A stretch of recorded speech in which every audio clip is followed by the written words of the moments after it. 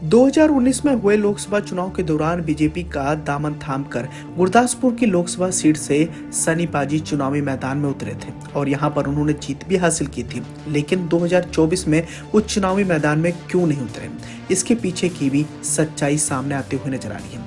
दरअसल 2024 में हुए लोकसभा चुनाव के दौरान बीजेपी का यह नारा था, अब की बार 400 पार। लेकिन जिस हिसाब से लोकसभा चुनाव के नतीजे सामने आए, उसने सभी को हैरान कर दिया था। नतीजों में बीजेपी को एक बड़ा झटका लगा, क्योंकि विपक्षी दलों ने कहीं ना कहीं बीजेपी की कई सारी सीटें चुरा ली थी और इस तरह बीजेपी के झोली में 400 क्या 300 सीटें भी नहीं आ पाई। ऐसे में बीजेपी को बड़ा झटका लगा। लेकिन बात करें सनी देओल की, तो सनी देओल को लेकर लोग कह रहे हैं कि सनी देओल को पहले आभास हो गया था कि क्या हाल होने वाला है, इसीलिए उन्होंने इस बार लोकसभा चुनाव में चुनावी पारी खेलने से साफ तौर पर इनकार कर दिया।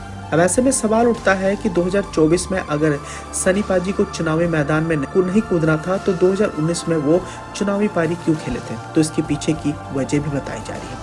जैसे कि आप सभी जानते हैं कि पिछले 10 सालों से अगर लगातार सनी पाजी की फिल्मों की तरफ से डालेंगे, तो पिछले 10 सालों में उनकी जितनी फिल्में रिलीज हुई हैं, सभी की सभी डिजास्टर ही साबित हुई हैं। साथ ही सनी देओल तकरीबन 50 करोड़ से ज्यादा के कर्जे में भी डूब गए थे। ऐसे में उन्होंने कहीं ना कहीं से तो पैसा कमाना था और ऐसे में कई सारे जानकारों का मानना है कि इसलिए उन्होंने राजनीति की तरफ रुख किया था। मीडिया रिपोर्ट्स की माने तो सनी देओल और उनकी पत्नी पर तकरीबन 53 करोड़ से ज्यादा का कर्ज था। इतने नहीं, सनी पर तकरीबन 1 करोड़ रुपए का जीएसटी बकाया बताया जाता था। चुनावी हल्फनामे में सनी ने यह भी बताया था कि उनके पास 1.5 करोड़ रुपए की कार है, साथ ही उनके पास 1.5 करोड़ की ज्वेलरी भी है। लेकिन इन सब के बावजूद उन पर 53 करोड़ से ज्यादा का कर्जा भी है।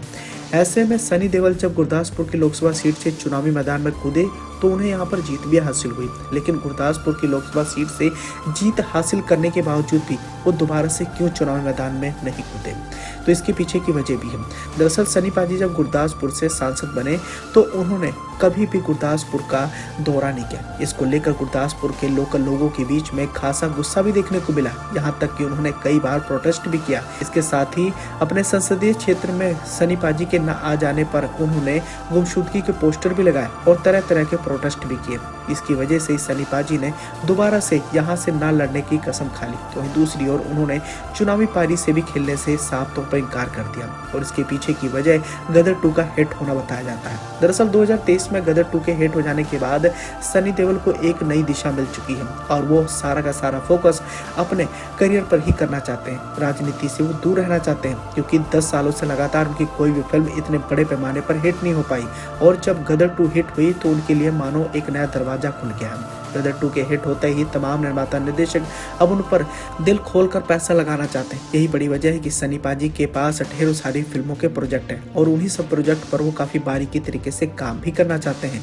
राजनीति से अगर वो जुड़े रहते तो शायद वो अपने फिल्मी करियर पर ज्यादा से ज्यादा फोकस नहीं कर पाते। यही बड़ी वजह है कि उन्होंने 2024 के होने वाले लोकसभा चुनाव से दूरी बनाई और यह उनका सही भी साबित हुआ, क्योंकि गुरदासपुर की लोकसभा सीट से अगर वो चुनावी मैदान में कूदते तो उनकी हार पक्की थी, क्योंकि गुरदासपुर की लोकसभा सीट से इस बार सुखजिंदर सिंह रंधावा विजयी हासिल हुए हैं। उन्होंने बीजेपी के प्रत्याशी दिनेश बब्बू को करारी शिकस्त दी और यही बड़ी वजह है कि अगर सनी पाजी भी गुरदासपुर की लोकसभा सीट से चुनावी मैदान में कूदते तो उनकी हार भी मुमकिन ही थी।